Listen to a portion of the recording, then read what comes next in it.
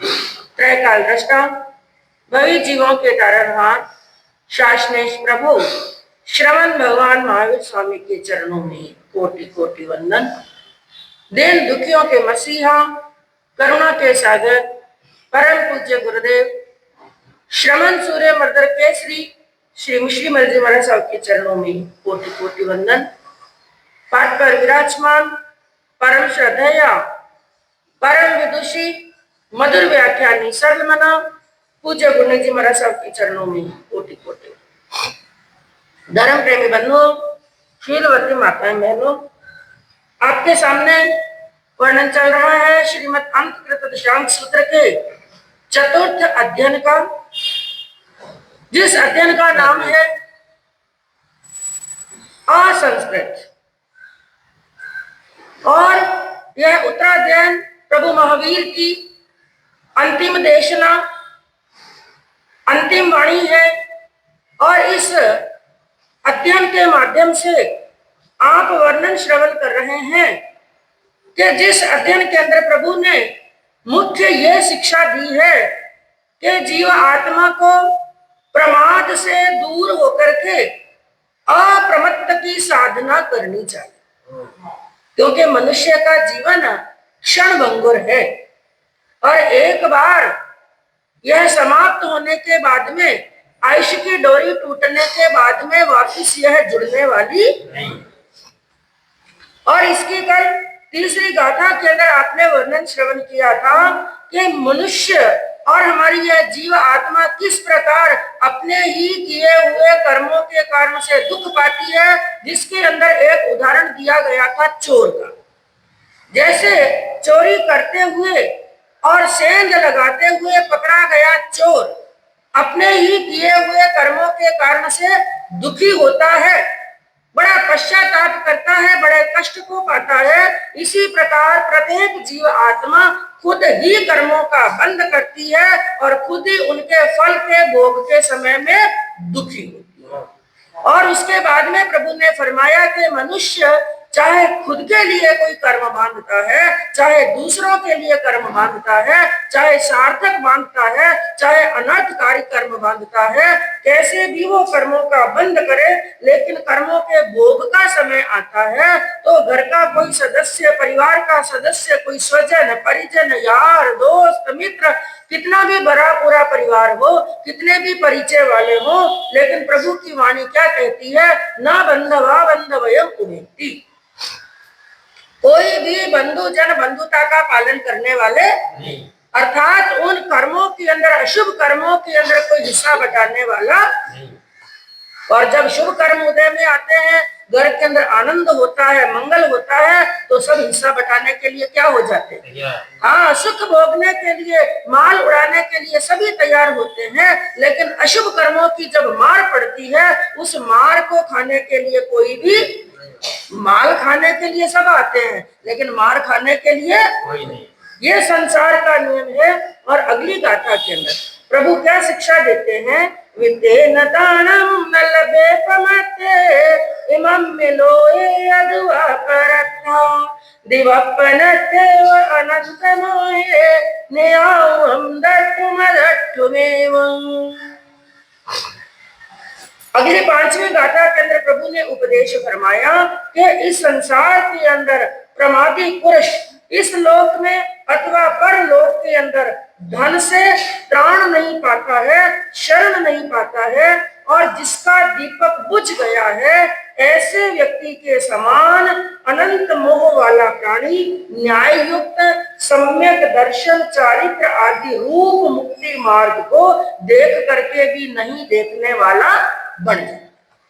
अर्थात प्रभु क्या समझाना चाहते हैं कि मनुष्य जिसे सोचता है कि ये चीज मेरे लिए शरणभूत हो, जब मैं दुखी होऊंगा या संसार के अंदर पीड़ित होऊंगा, जब मेरा अंतिम समय आएगा, तो ये चीजें मेरे लिए शरणभूत होंगी, मेरी रक्षा करेंगी। और कौन सी चीजें रक्षा करेंगी? मनुष्य क्या सोचता है? मनुष्य का चिंतन क्या है कि मेरी रक्षा करने वाला कौन है? पैसा है और परिवार है, घर के सदस्य है, यार दोस्त है, ये सब मेरी क्या करेंगे? रक्षा करेंगे, सुरक्षा करेंगे। लेकिन भगवान ने अपने केवल ज्ञान, केवल दर्शन से जान करके बताया कि हे भव्य आत्मा, हे देवानो प्रिय, इस संसार के अंदर ये धन अंतिम समय के अंदर तुम्हारे लिए शरणभूत, ये प्राण और रक्षक होने वाला नहीं। लेकिन जो मनुष्य इस धन की आसक्ति में, इस मोह में अंधे बन जाते हैं, उन मनुष्य की स्थिति ऐसी होती है कि जैसे एक गुफा के अंदर गया हुआ मनुष्य। क्योंकि बंधु कई बातें ऐसी हैं जो ऐसे ही हम उनको कह दे तो समझ में नहीं आती, तो समय समय पर भगवान ने क्या दिए हैं? दृष्टांत दिए। तो एक दृष्टांत के माध्यम से बताए। एक गहन गुफा है, गहरी गुफा है, और गुफा के अंदर क्या होता है? अंधकार। गुफा के अंदर अंधकार है, वहां पर पेट भीतर तक सूर्य का प्रकाश नहीं पहुंच पाता। तो एक ऐसी गहन गुफा है, अंधकारमय गुफा है, और उस गुफा के अंदर एक मनुष्य एक दीपक लेकर के प्रवेश करता है। अब दीपक है तो अंधेरे में क्या हो गया? हाँ, उजाला हो गया, प्रकाश हो गया। और बड़े ध्यान से दीपक को लेकर के चल रहा है। दीपक के प्रकाश के अंदर मुझे दिखाई दे रहा है कहाँ पर दीवार है, कहाँ पर बड़े पत्थर पड़े हैं, और कहां से मैं जाकर टकरा सकता हूँ, मुझे चोट लग सकती है, मैं नीचे गिर सकता हूँ। उसे खड्डा है, कोपचा है, कांटे हैं, कंकर है, पत्थर है, दीवार है, जो भी कुछ है उसे दीपक के अंदर प्रकाश में क्या हो रहा है? दिख रहा है। दिखने के कारण से वो आराम से चल रहा है, कहीं पर ठोकर खाने वाला नहीं। लेकिन चलते चलते अचानक क्या हुआ? उसने प्रमाद कर लिया, यानी उसने देखा कि मेरा दीपक बुझने वाला है, इसमें तेल समाप्त होने वाला है, इसलिए वो उसने सोचा मैं डालूंगा डालूंगा डालूंगा। ऐसा प्रमाद करते करते उसके दीपक का तेल क्या हो गया? समाप्त। तेल समाप्त हो गया तो जोत बुझ गई, प्रकाश किसमें बदल गया? हाँ, अंधकार में बदल गया। या तो ये प्रमाद कर लिया, या फिर उसने ध्यान नहीं दिया, उसके प्रमाद की वजह से उसका दीपक बुझ गया। तो दीपक बुझने के बाद में वो देखते हुए भी सभी वस्तुओं को नहीं देख पाते। देखते हुए भी नहीं देख पाने का अर्थ क्या हुआ? उसने दीपक के प्रकाश में देख लिया था, दीपक के प्रकाश में उसने देख लिया था यहाँ पर खड्डे खोपचे हैं, लेकिन देखने के बाद में भी, अब दीपक बुझने के बाद में वो देखी हुई चीजें भी उसके लिए क्या बन गई है?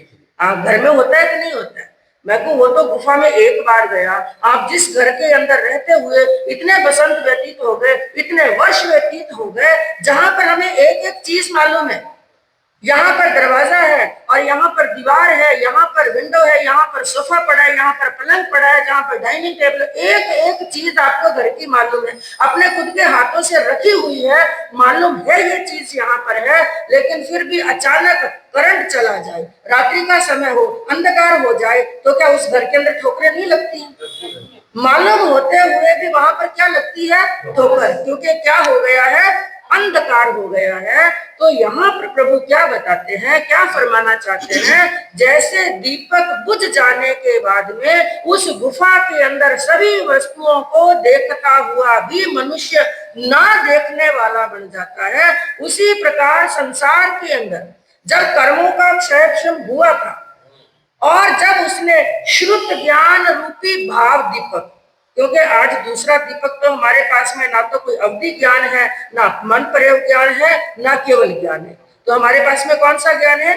श्रुत ज्ञान। श्रुत ज्ञान यानी प्रभु की जिनवाणी। इस जिनवाणी को कितनी बार सुना है, कितनी बार पढ़ा है, इसको जाना है, इसको समझा भी है कि ये मार्ग अच्छा है और ये मार्ग, धर्म का मार्ग अच्छा है, अधर्म का मार्ग खराब है, सम्यक ज्ञान दर्शन चारित्र का मार्ग अच्छा है।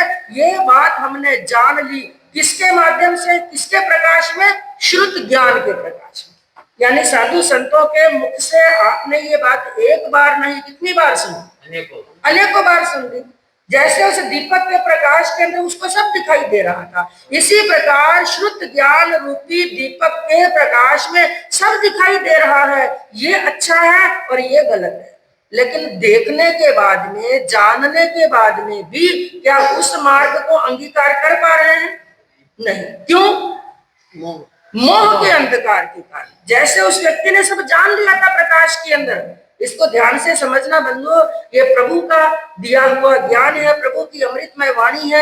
एक एक गाथा के अंदर इतना गहरा ज्ञान भरा हुआ है कि उसकी व्याख्या करने के लिए बैठ जाए ना तो एक एक गाथा का व्याख्यान करने में बड़ा लंबा समय गुजर जाता। एक बार की एक छोटी सी प्रसंग बताऊं मैं, सत्य घटना के प्रभु के इस अमृतमय वाणी के अंदर कितना रहस्य छिपा हुआ है। एक बार का प्रसंग है, एक संत थे, बड़े ज्ञानी, बड़े विद्वान, और उनके मन के अंदर एक भावना जागी। उन्होंने सुना कि उत्तर साइड में, शायद दिल्ली की यह घटना है, दिल्ली में एक श्रावक जी ऐसे हैं जिनकी सभी आगमों के ऊपर, 32 आगमों के ऊपर बड़ी जबरदस्त पकड़ है। क्योंकि बंधु कई बार संत तो ज्ञानी होते ही हैं, इसमें कोई बड़ी बात नहीं, लेकिन कई बार श्रावक संतों से भी ज्यादा विद्वान। तो संतों ने सुना कि जिनकी भगवती सूत्र के ऊपर विशेष पकड़ है, जो सभी 32 आगमों में सबसे बड़ा आगम है, उसके ऊपर बड़ी पकड़ है, और भगवती सूत्र को पढ़ाने वाला, वांछना देने वाला, सहजता से मिलने वाला। तो संतों के मन के अंदर विचार हुआ, इस बार तो चातुर्मास दिल्ली में ही करें और श्रावक जी के पास में जाएं, और ज्ञान संतों को लेना है। और लेने वाला छोटा और देने वाला क्या होता है? ज्ञान लेना है। इसलिए संत विहार करके कहाँ पहुंच गए? दिल्ली पहुंच गए, वहीं पर ही चातुर्मास करना था। लेकिन वो खुद श्रावक जी के पास में गए, उनके घर के अंदर, और ये बात रखी कि हम स्पेशल आपसे ये ज्ञान सीखने के लिए, भगवती सूत्र की जानकारी लेने के लिए, वाचना लेने के लिए आपके पास में आए। श्रावक जी बड़े प्रसन्न हुए, अहो भाग्य, मेरा ऐसा अवसर, आप जैसे पहुंचे हुए संतों को मैं कुछ पढ़ा सकूं, ऐसा तो मेरे पास में कुछ भी नहीं, लेकिन फिर भी प्रयास करूंगा। और बंधुओं वो समय भी आ गया कि जब श्रावक जी भगवती सूत्र की वाचना देने के लिए, उसका अर्थ समझाने के लिए, जब श्रावक जी संतों के पास में स्थानक के अंदर पहुंचे, लेकिन संतों ने क्या देखा कि जब पढ़ाने के लिए बैठे तो श्रावक जी ने भगवती सूत्र नहीं खोला, 10वें कालिक जी खोला। क्या खोला? 10वें कालिक जी। संत विचार करने लगे, 10वें कालिक सूत्र पढ़ाएंगे मुझे। और बंधुओं 10वें कालिक सूत्र तो वैराग पढ़े के अंदर ही सिखाते। सबसे पहले शुरुआत किसकी करते हैं? हाँ, पहले एक जमाना था तो कहते थे सबसे पहले आचारांग पढ़ाना, लेकिन आजकल सबसे पहले क्या पढ़ाते हैं? 10वें कालिक। वैराग्य बने में याद हो जाता है। लेकिन श्रावक जी ने कहा कोई बात नहीं गुरुदेव, पहले हम कुछ थोड़ा 10वें कालिक की जानकारी लेते हैं। अब संत ज्यादा कुछ कह नहीं सके क्योंकि वो पढ़ाने वाले हैं, ज्ञान देने वाले हैं, कुछ ज्यादा आर्गुमेंट नहीं कर सके। कोई बात नहीं, सोचा कुछ दिन के अंदर 10वें कालिक क्या हो जाएगा, कंप्लीट हो जाएगा, और फिर चातुर्मास में क्या सीखेंगे? भगवती सूत्र सीखेंगे। लेकिन बंधुओं श्रावक जी का गहन अध्ययन, क्या उनकी पकड़ थी 10वें कालिक के ऊपर, क्या बताया गया? उन्होंने 10वें कालिक सूत्र प्रारंभ किया और पहले अध्ययन की पहली गाथा, और पहली गाथा का पहला पद कौन सा पद है? धम्मो मंगल मुक्तितम। सिर्फ पहले पद का, आगे नहीं। 4 पद है। प्रत्येक गाथा में कितने पद होते हैं? 4 चरण होते हैं। उन्होंने पहले चरण का ही इतना अर्थ किया, इतना विवेचन किया, इतना विवेचन किया, 4 महीने निकल। कितने महीने? संत क्या सीखने के लिए आए थे? भगवती जी। और ये विवेचन भी कोई केवल ज्ञानी नहीं थे, वो क्या थे? छद्मस्त। छद्मस्त के पास में इतना ज्ञान के मात्र एक पद का वांचन करते करते, अर्थ करते करते 4 महीने निकल गए। तो कहने का तात्पर्य बंधु ये है, प्रभु की वाणी ऐसी है जिसके अंदर एक नहीं अनेक अर्थ, अनंत ज्ञान उसके अंदर भरा हुआ है। तो इसको भी समझने का प्रयास आप इस गाथा को कीजिए कि जैसे दीपक बुझवाने के बाद में वो मनुष्य देखता हुआ भी कुछ नहीं देख पाता है, इसी प्रकार इस संसार के अंदर मनुष्य मोह के अंधकार के अंदर ऐसा ग्रसित हो जाता है, वो हित की बात जानने के बाद में भी हित के मार्ग पर आगे नहीं बढ़ पाता है। और अगली गाथा के अंदर प्रभु क्या फरमाते हैं? सुते सुयावी पड़िबुद्ध जीवी, नौरी ससे पंडिया सुपन्ने। घोरा मुहूर्ताय बलम शरीरम बारंड पक्षीव चरे पमत्ते। क्या बात बताई प्रभु ने, क्या फरमाया कि यह मोह जो है मनुष्य के ज्ञान, दर्शन, चारित्र, तप, रूप आदि गुणों का घात करने वाला है। इसलिए एक पंडित पुरुष को क्या चाहिए, एक ज्ञानी को क्या चाहिए, एक आशु प्रज्ञ को क्या करना चाहिए कि इस संसार के अंदर जो लोग द्रव्य से भी सो रहे हैं और भाव से भी सो रहे हैं। एक बार पहले भी बताया, ये नींद दो प्रकार की होती है। कितने प्रकार की? दो प्रकार की, द्रव्य नींद और भाव नींद। द्रव्य नींद जो सबको मालूम है, रोज लेते हैं, रात्रि के समय के अंदर व्यक्ति सो जाता है और थकते हैं तो दिन में भी कई बार नींद, तो ये तो द्रव्य नींद। लेकिन एक होती है भाव नींद, जो शायद आज दिन तक कई जीवों की जागी ही, उनके अंदर हम भी हैं। यदि भाव नींद से हम जाग जाते तो आज इस संसार में नहीं होते, कहां पर होते? हाँ, ऐसा हो सकता है थोड़ी जागी और थोड़ा उसी के अंदर अभी तक सो रहे हैं। और भाव नींद कौन सी होती है? जिसे कहते हैं मोह की नींद, राग की नींद और आसक्ति की नींद। तो एक पंडित पुरुष के लिए कहा कि पंडित पुरुष को क्या चाहिए? सुतेषु यावी परिबुद्ध जीवी। परिबुद्ध वो है, ज्ञानी वो है जो संसार के अंदर द्रव्य नींद और भाव नींद से सो रहे प्राणियों के बीच में रह करके भी द्रव्य से भी जागृत रहता है और भाव से भी जागृत रहता है। जैसे एक कमल का फूल, सबसे बढ़िया उदाहरण है कमल के फूल का, जो कीचड़ में पैदा होता है, कीचड़ में जन्म लेता है, कीचड़ में वृद्धि को प्राप्त करता है, लेकिन जैसे जैसे जैसे वृद्धि को प्राप्त करता है वो कीचड़ को नीचे छोड़ देता है, अलिप्त हो जाता है। इसी प्रकार आशु प्रज्ञ पंडित मुनि वो होते हैं जो संसार में रह करके भी प्रमादाचरण नहीं करते हैं और प्रमाद रूपी कीचड़ से क्या हो जाते हैं? दूर। क्योंकि उनको क्या जान लेना चाहिए? घोरा मुहूर्ता अबलम शरीरम। यह जो काल है ना, जो मृत्यु है, यह बड़ी घोर है, यह अनुकंपा से रहित है। इस मृत्यु को किसी पर भी दया आने वाली नहीं है। यह मृत्यु किसी को भी, ना संसारी को छोड़े, ना संत को छोड़े, ना ज्ञानी को छोड़े, ना अज्ञानी को छोड़े, यह मृत्यु किसी को भी छोड़ने वाली नहीं है। इसलिए क्या चाहिए? भारंड पक्षी व चरे पमत्तो। एक परिबुद्ध जीवी को, ज्ञानी को चाहिए भारंड पक्षी की तरह सदैव अप्रमत्त होकर के विचरण करे। किसके समान? भारंड पक्षी। भारंड पक्षी बंधुओं आजकल देखने में तो नहीं आता है, लेकिन शास्त्रों के अंदर भारंड पक्षी का नाम आया। और भारंड पक्षी की उपमा एक साधु को क्यों दी? क्योंकि बंधुओं जो भारंड नाम का पक्षी होता है उसके शरीर की आकृति कुछ इस प्रकार की होती है। एक शरीर में दो जीव रहते हैं। कितने? हाँ, शरीर तो होता है एक, उसमें जीव कितने रहते हैं? दो। बाकी तो अंग उनके सेपरेट सेपरेट होते हैं, उसके अंग अलग हैं, उसके अंग अलग हैं। लेकिन भारंड पक्षी के जो पांव होते हैं ना, वो तीन होते हैं। कितने पांव होते हैं? तीन। एक एक पांव तो उनका सेपरेट होता है, ये उसका और ये उसका। लेकिन बीच का जो पांव होता है वो इस पक्षी के भी काम आता है और इस पक्षी के भी क्या आता है? काम आता है। इसलिए यदि एक सो रहा है और दूसरा जाग रहा है, लेकिन एक सो रहा है, उस समय यदि किसी दूसरे प्राणी ने आक्रमण कर दिया तो प्राण कितने के जाएंगे? दोनों के प्राण जाएंगे। इसलिए दोनों को हमेशा प्रमाद से दूर रहना, हमेशा वो भारंड पक्षी क्या रहता है? जागरूक रहता है। तो इसी प्रकार एक पंडित पुरुष को भी बताया, उसको ये जानना चाहिए कि इस मृत्यु का कोई भरोसा नहीं है, ये काल मुझे कभी भी लेकर के जा सकता है। इसलिए समय पर जो सावधान हो जाता है, सावचेत हो जाता है, समय रहते अपने भगवान का सिमरण कर लेता है, अप्रमत्त हो जाता है, उसे अंतिम समय के अंदर पश्चाताप करने की कोई आवश्यकता नहीं है। क्योंकि बंधु इस काल ने सबको खाया है।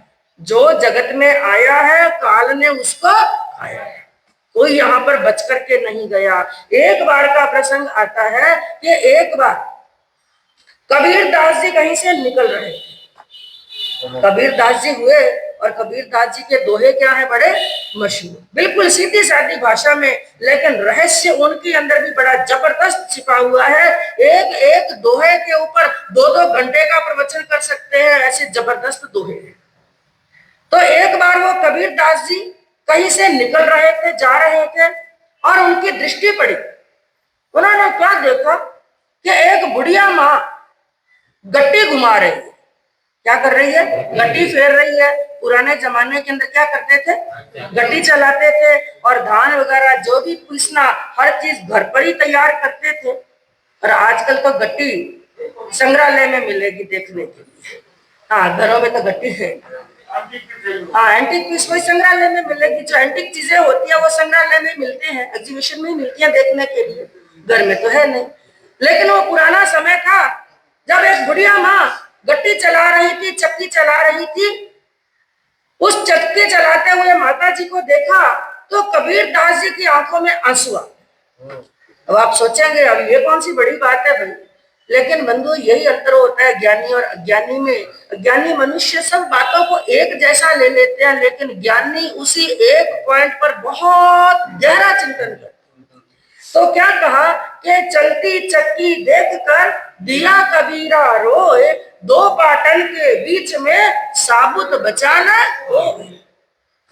क्या गहरा चिंतन चल रहा था, चिंतन की गहराइयों में डूब गए और उनको रोता हुआ देखा, आंखों में आंसू देखे तो बुढ़िया माँ भी बड़ी हैरान हुई। बुढ़िया माँ ने पूछा, कबीर दास जी क्या हुआ, किस चिंता के अंदर हैं आप, इतने दुखी क्यों, आपकी आंखों में आंसू क्यों आ रहे हैं? तो उन्होंने क्या कहा, माता जी और कोई बात नहीं, आपकी चलती हुई चक्की को देख करके मेरी आंखों में क्या आ गए, आंसू। लेकिन बुढ़िया माता ने कहा मैं आपके आंसुओं का कारण नहीं समझी। तो उन्होंने क्या कहा कि 2 पाटन के बीच में साबुत बचा न कोई। आप जो ये चक्की चला रही हैं इसके पार्ट कितने हैं? 2, और 2 पार्ट घूमते रहते हैं, उसके बीच में जितने दाने आते हैं सभी के सभी क्या हो जाते हैं, पिस जाते हैं, आटा बन जाता है, एक दाना भी साबुत बचने वाला नहीं। तो हे माता जी, इसी प्रकार यह संसार रूपी चक्की भी चल रही है। इसके भी पार्ट कितने हैं? 2। कौन कौन से? एक दिन और एक रात। दिन निकला, जीवन के 12 घंटे गए, रात्रि निकली, जीवन के और 12 घंटे गए। समय निकलता जा रहा है, दिन और रात रूपी पार्ट घूम रहे हैं, और मनुष्य इसके अंदर पिसते दानों की तरह पिसते जा रहे हैं। एक भी जिंदा बच करके यहाँ से जाने वाला नहीं। ये बात सुनी वो माता भी बड़ी विद्वान थी, बड़ी विदुषी थी। वो मुस्कुराने लगी। उन्होंने कहा, कबीर दास जी आपने बात कही वो सत्य है, लेकिन एक रहस्य शायद आप भूल गए। कबीर दास जी ने कहा, आप बता दो। उन्होंने कहा, आपको चिंता करने की आवश्यकता नहीं, रोने की आवश्यकता नहीं कबीर दास जी, ए चलती है तो चलन दो, ए पिस पिस चूरा हो। ये तो चक्की अनादि काल से, अनंत काल से चलती आ रही है और चलती रहेगी, और चिंता करने की बात भी नहीं है कि चलती है तो चलन दो, ए पिस पिस चूरा। ये चूरा होता आया है, आता रहेगा, लोग जन्म लेते आए हैं और मरते भी रहेंगे। लेकिन अगली बड़ी जबरदस्त बात उन माता जी ने कही कि चलती है तो चलन दे, ए पिस पिस चूरा होए, लगा रहे जो कील से उसका बाल न बांका। कबीर दास जी जो 2 पार्ट के बीच में आते हैं ना, वो तो सब पिस जाते हैं, लेकिन कुछ दाने ऐसे होते हैं 24 घंटे भी गट्टी चलाते रहो तो भी दाने साबुत के साबुत। लेकिन कौन से? लगा रहे जो कील से। 2 पार्ट के बीच में क्या होती है? एक कील होती है। जो उस कील का सहारा, यानी जो दाने उस कील के पास में जाकर के चिपक जाते हैं, उस कील का सहारा ले लेते हैं। 24 घंटे चक्की चलाने के बाद में भी पार्ट को अलग अलग करके देखो, वो दाने क्या रह जाते हैं? साबुत के साबुत रह जाते हैं। उसी प्रकार है कबीर दास जी, संसार के अंदर भी एक ऐसा कील है, और वो कील कौन सा है? धर्म का कील है। भगवान के नाम का कील है। इस चलती हुई चक्की के बीच में जो भगवान के नाम का सहारा ले लेता है, उसका बाल न बांका होए, उसका कोई कुछ नहीं बिगाड़ सकता। क्योंकि ये मृत्यु तो आती है केवल शरीर को। किसको आती है? शरीर को। आत्मा को मृत्यु नहीं आती है। और यदि वो मृत्यु प्राप्त भी करते हैं तो ऐसा मरण मरते हैं कि वापस उसको जन्मने की आवश्यकता। लेकिन जो जैसे भगवान ने फरमाया कि जिनका दीपक बुझ गया है, इसी प्रकार जो मोह में पड़ गया, राग में पड़ गया, आसक्ति में पड़ गया, द्वेष के अंदर पड़ गया, लगाव में पड़ गया, मूर्छा के अंदर पड़ गया, उस जीव आत्मा की वही स्थिति होती है कि पाठ चलते रहेंगे, घूमते रहेंगे और वो पिस पिस करके चूरा होते रहेंगे। और ऐसे चूरा हम कितनी बार हुए? अनंत बार हो रहे और हो रहे हैं। और मुंह में पड़े रहे तो होते। इसलिए ज्ञानियों ने क्या कहा कि संसार के अंदर आसक्ति का, राग का भाव छोड़ करके अपने आप को क्या कर लेना चाहिए? हल्का कर लेना चाहिए। कि जैसे एक व्यक्ति सफर करता है ना, आप लोग ट्रेन में सफर करते हो और सफर करते वक्त एक व्यक्ति वो है अकेला सफर कर रहा है, लेकिन लगेज उसके पास में 5-6। कितने लगेज है? 5-6। एक व्यक्ति ऐसा है, 2 ड्रेस डाली, कंधे पे पिट्ठू बैग डाला और कुछ भी नहीं है और रवाना हो गए। आराम से कौन सफर करेगा? जिसके पास में खाली एक ही है, कंधे में डाला, आराम से दौड़ेगा, भागेगा, कितनी भी भीड़ होगी आराम से चला जाएगा। लेकिन जिसके पास में लगेज ज्यादा है, उसको क्या रहेगी? चिंता। कुली भी ढूंढना पड़ेगा, जगह भी ढूंढनी पड़ेगी, लड़ाई झगड़ा भी हो जाएगा, हो सकता है 1-2 लगेज क्या रह जाए? पीछे रह जाए, बड़ा दुखी होगा। इसी प्रकार क्या कहा? संसार के अंदर यदि मोह रूपी भार ज्यादा है, चाहे वो धन के प्रति है, चाहे संसार के प्रति है, चाहे संतान के प्रति, यदि हम भार लेकर के चलेंगे तो यहाँ से जाते वक्त भी क्या होंगे? दुखी। और जैसे लगेज वाले का पीछे लगेज छूट जाता है ना, तो ज्यादा आसक्ति वाले का क्या छूटता है पीछे? बहुत कुछ छूट जाता है, धन छूट जाता है, परिवार छूट जाता है। और ये सोचता है कि ये मेरा है, तो अंतिम समय के अंदर केवल क्या पल्ले पड़ता है? दुख। जाते वक्त भी दुखी और जहां पर जाएगा वहां पर भी दुखी। और जिसके पास में कुछ किसी से लगाव है ही नहीं, और जो उसका था उसने क्या ले लिया? पिट्ठू बैग में डाल करके साथ में थोड़ा सा लिया, यानी जितना कमाया था हाथों से दान पुण्य कर दिया, तो जो था वो साथ में लेकर के चला गया। तो बंधु, यह जीवन बहुत छोटा सा है। जो 100-100 साल की सोचते हैं, उनका एक पल का भी भरोसा नहीं। तो 2 लाइनें कहकर के अपने वक्तव्य को विराम देती हूँ। एक कवि ने क्या कहा? आगाह अपनी मौत से कोई बशर नहीं। कोई भी इंसान अपनी मौत से आगाह नहीं है कि आज आएगी के कल आएगी, साल भर के बाद में आएगी कि 50 साल की उम्र के बाद में आएगी। लेकिन उसके अरमान कितने ऊंचे ऊंचे। आगाह अपनी मौत से कोई बशर नहीं, अरमान 100 बरस के पल की खबर। अरमान कितने साल के रखता है? 100 साल का। लेकिन खबर कितने पल की नहीं है? एक पल की खबर नहीं है। तो अंतिम में मात्र इतना ही कहना है, जो जागत है सो पावत है, जो सोवत है सो खोवत है। समय रहते हम अपने आत्मा को जगाएंगे, धर्म ध्यान में लगेंगे बंधुओं, तो इस भव्य पर हमें कल्याण होगा। इसी भावना से